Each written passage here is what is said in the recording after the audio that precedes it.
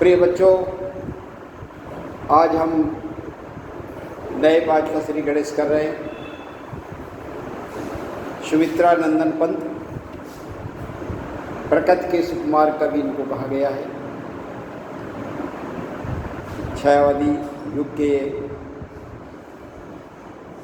बड़े महान कवियों में से आपका नाम आता है और इन्होंने किस प्रकार से मानव को प्रकृति के साथ साम्यवाद स्थापित करने का प्रयास किया है। यहाँ पर कवि की कल्पना है नौका विहार की, और नौका विहार करने का जो समय है ग्रीष्म ऋतु का है। स्वाभाविक रूप से ग्रीष्म ऋतु में नदियों, झीलों, पोखरों में पानी कम हो जाता है और वो कृषकाय कमज़ोर दिखाई पड़ते हैं। ठीक ऐसे ही मौसम में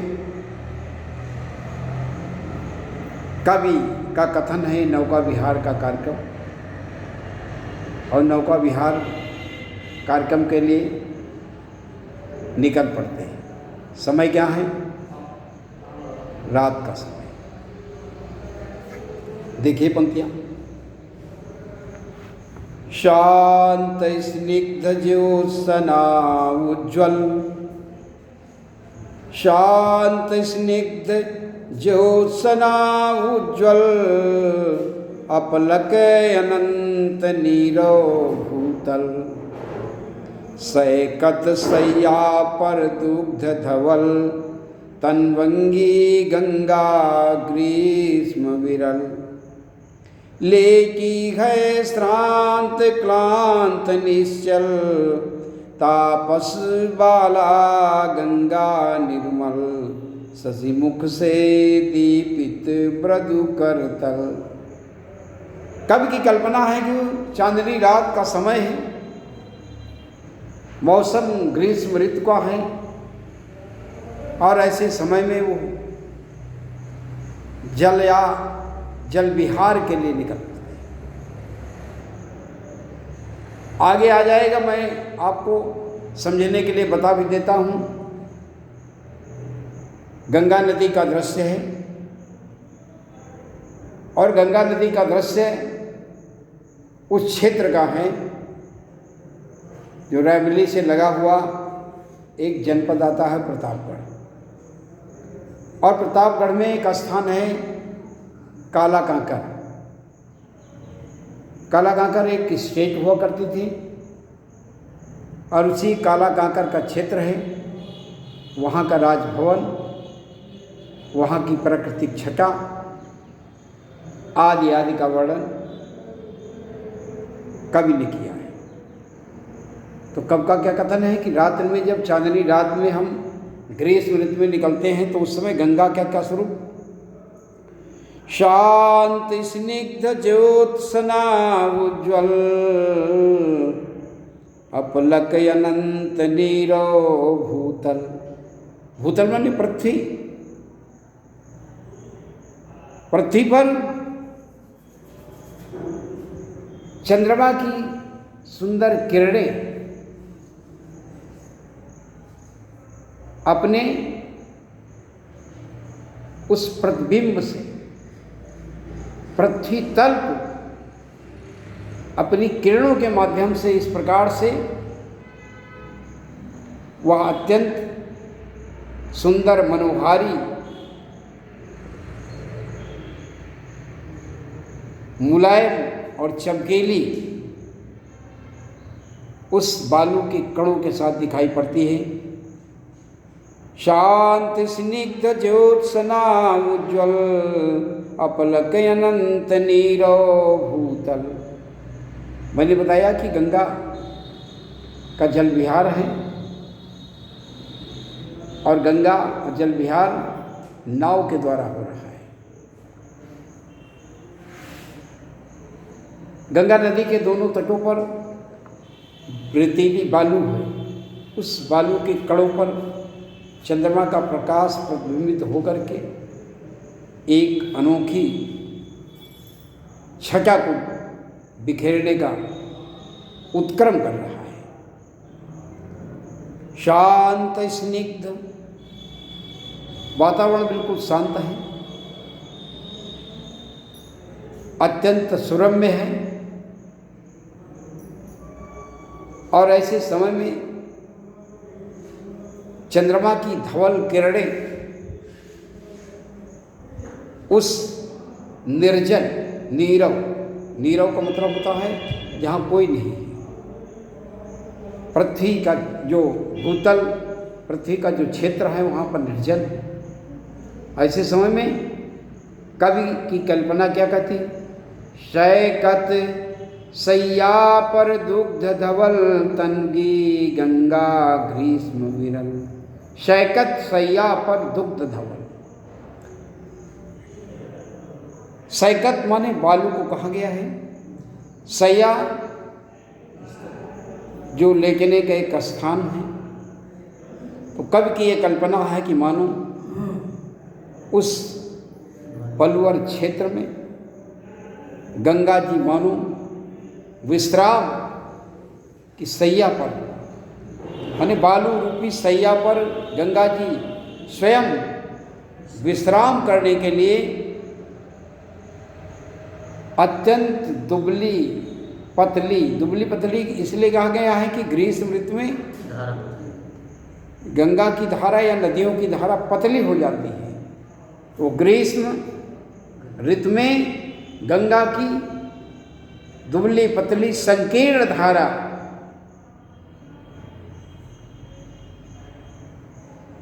विरल हो गई, बहुत ही कमजोर पड़ गई है, संकीर्ण हो गई है, और ऐसा लगता है लेटी है शांत क्लांत निश्चल। गंगा जी अत्यंत श्रमित हो गई, थक चुकी है, मन से दुखी भी है, और वो बालू के कणों पर मानो विश्राम कर रही है। तापस बाला गंगा निर्मल शशि मुख से दीपित मृदु करतल। तापस बाला गंगा निर्मल, और गंगा जी स्वच्छ है, जो स्वाभाविक रूप से उस ग्रीष्म ऋतु में कोई जल बहाव बाहर से नहीं आ रहा है, इसीलिए जल साफ सुथरा है। और ऐसा लगता है कि मानो कोई तपस्विनी महिला वहाँ पर, या तपस्विनी स्त्री वहाँ पर अपने तप को पूर्ण कर रही है, जो शशि मुख से दीपित मृदु करतल। ऐसा लगता है कि चंद्रमा के प्रकाश से वह प्रतिबिंबित होकर के उसके कोमल दोनों जो किनारे हैं, वो ऐसा लगता है कि दोनों हाथ की गदेलियां। तापस बाला गंगा निर्मल शशि मुख से दीपित मृदु करतल।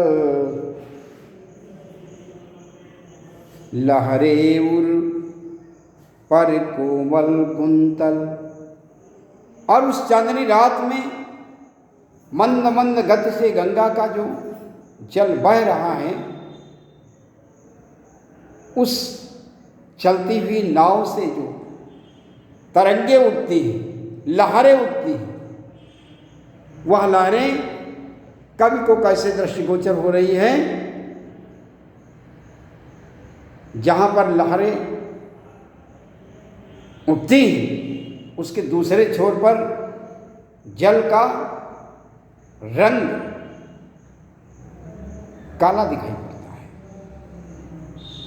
परछाई की आड़ से जल का स्वरूप बदला हुआ दिखाई पड़ता है।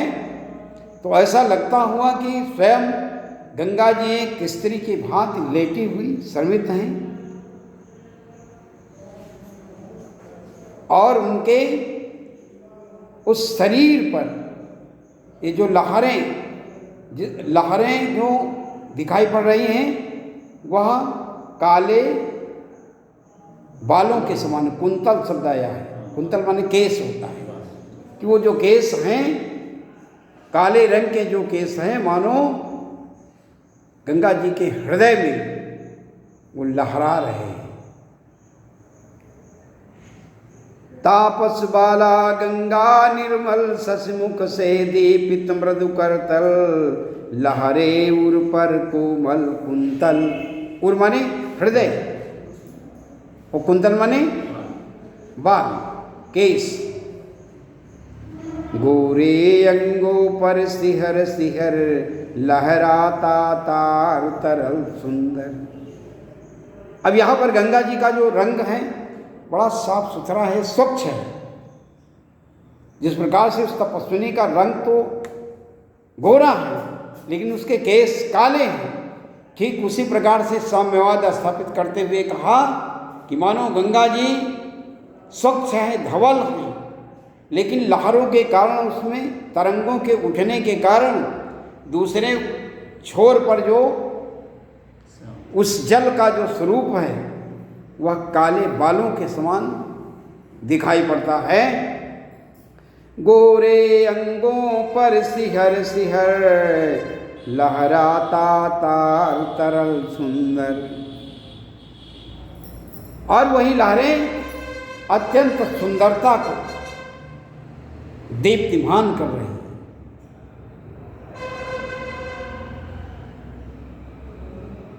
चंचल अंचल सा नीलांबर,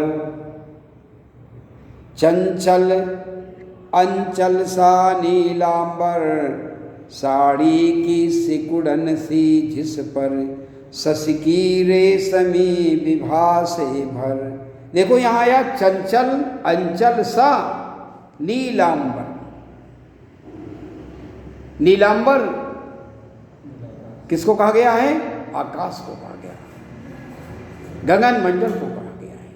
को नीले रंग का जो आकाश है और उस आकाश की जो छाया है, ऐसा लगता है कि मानो गंगा जी नीले रंग की साड़ी पहन रखी है, परिधान को धारण कर लिया है, नीले रंग का परिधान को धारण किए हुए हैं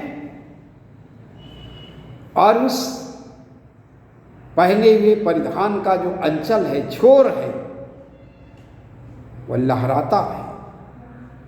और बीच बीच में जिस प्रकार से परिधान को धारण करने से सिकुड़न पैदा होती है, वैसे ही गंगा जी के ऊपर जो आकाश, नीले आकाश और चंद्रमा की किरणें जब पड़ती हैं तो ऐसा लगता है कि उनके ऊपर जो वस्त्र सुशोभित हो रहे हैं उनमें कहीं कहीं पर सिकुड़न आ गई है, सलवटें पड़ गई हैं। साड़ी की सिकुड़न सी जिस पर शशिकी रेशमी विभा से भर। शशि माने चंद्रमा, चंद्रमा की किरणों से। आकाश का रंग कैसा है? नीला है और चंद्रमा का जो प्रतिबिंब है वो कैसा है? धवल है। तो ऐसा लगता है कि गंगा जी उस नीले वर्ण की दुकूल, नीले वर्ण के उस वस्त्र को धारण करके उस पर पड़ने वाला प्रतिबिंब चंद्रमा का एक अलौकिक छटा को निखार रहा है। सिमटी है वर्तुल मृदुल लहर, सिमटी है वर्तुल मृदुल लहर। और वो लहरें चूंकि गंगा जी टेढ़ी मेढ़ी है, वक्राकार बह रही है, इसलिए स्वाभाविक रूप से जो उठने वाली लहरें हैं वो टकराती हैं और उन लहरों के टकराने से एक अप्रतिम छटा का दर्शन हो रहा है। आगे क्या कहा?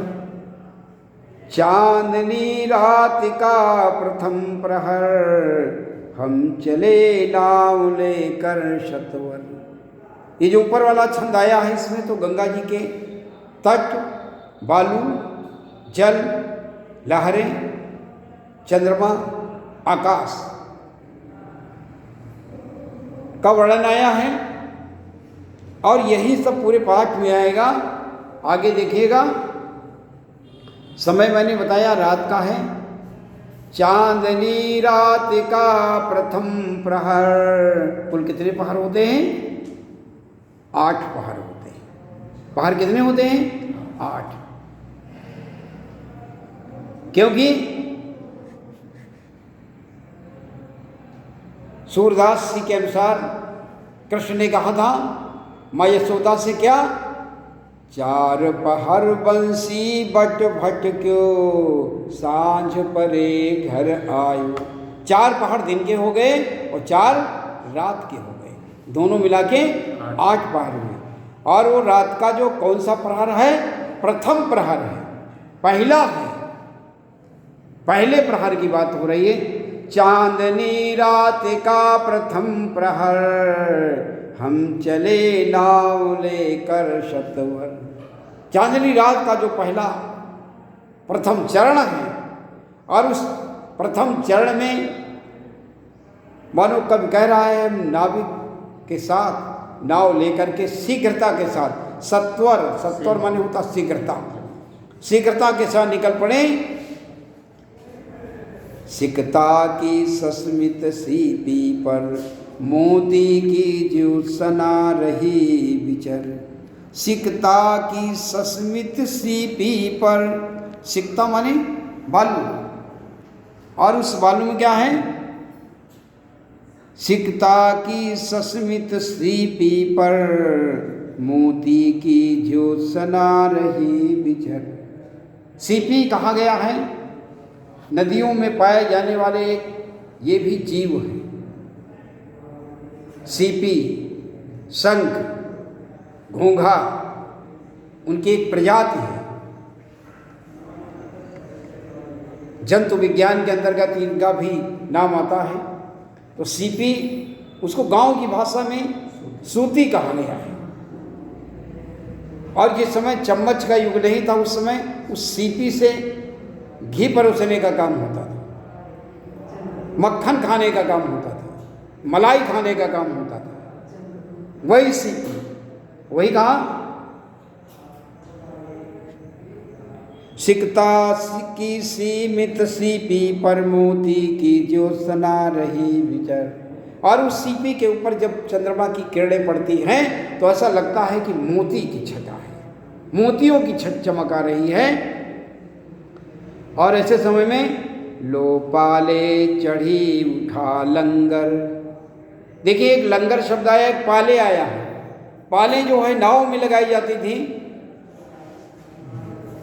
और उस पाल के लगाने से हवा का अवरोध होता था, छाया और बरसात की बचत होती थी, और देखने वालों को दूर से दिखाई भी पड़ता था। और लंगर जो है, नाव को जहाँ हम रोकते हैं उस स्थान पर लंगर पड़ गया तो नाव अपने आप टिक गई। एक कांटा एक प्रकार से फंसाने का है।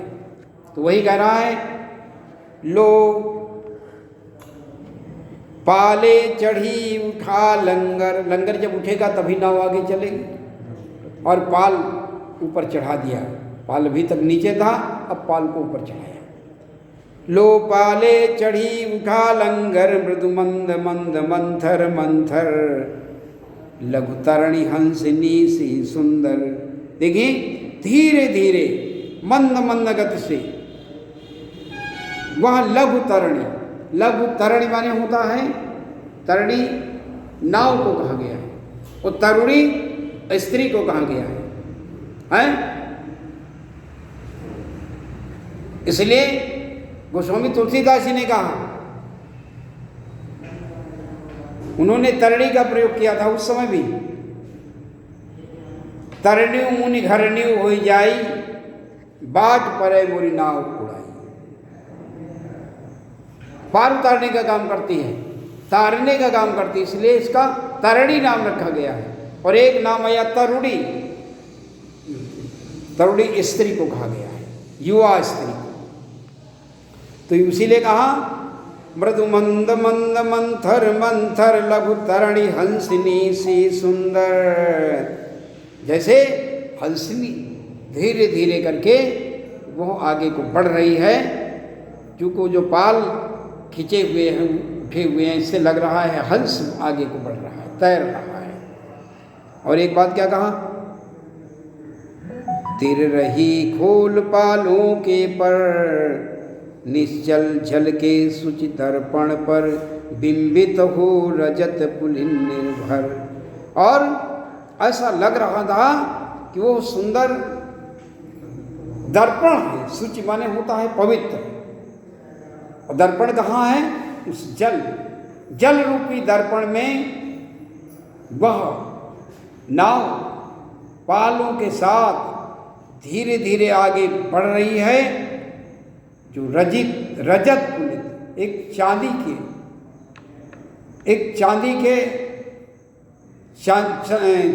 के रंग के हंस के समान वह आगे धीरे धीरे बढ़ रही है। निश्चल जल के सुचि दर्पण पर बिंबित हो रजत पुलित निर्भर। दूसरे ऊंचे लगते क्षण भर काला कांकर का राजभवन सोया जल में निश्चिंत प्रमन। और कभी कहता है कि ऐसा लग रहा कि एक ओर तो पाल चढ़े हुए, लंगर खुले हुए, सुंदर रजत में हंसनी के समान तैरती हुई नाव जो दिखाई पड़ती है, और दूसरी तरफ ऐसा लगता है कि मैंने जो आपको बताया कि प्रतापगढ़ जिले का जो काला कांकर एक स्थान है, उस काला कांकर का जो राजभवन है, उसकी एक विशेषता है राजभवन की कि वह आधा महल जल में है, आधा थल में है। इसलिए वहाँ की जो रानी या जो गेस्ट अतिथि हुआ करते थे, बाहर नहीं निकलना पड़ता था, अंदर से ही गंगा स्नान करने का उनको सुख की अनुभूति होती थी। तो वैसे ही मानो यहाँ इस गंगा पर, गंगा के तट पर काला कांकर का राजभवन दृष्टिगोचर हो रहा है। काला कांकर का राजभवन सोया जल में निश्चिंत प्रमन पलकों पर वैभव स्वप्न सघन। और ऐसा लगता है कि नेत्रों में ये जो कुछ हम देख रहे हैं वह स्वप्न में हम देख रहे हैं, सच में देख रहे हैं। कवि की जो कल्पना बहुत सुंदर है, साम्यवादी है, दोनों पक्षों का ध्यान किया है, कला पक्ष का भी, भाव पक्ष का भी निरूपण करते हुए कवि ने अपनी बात को कही है। आज यही से अपनी बात को भी हम समाप्त करते हैं। धन्यवाद।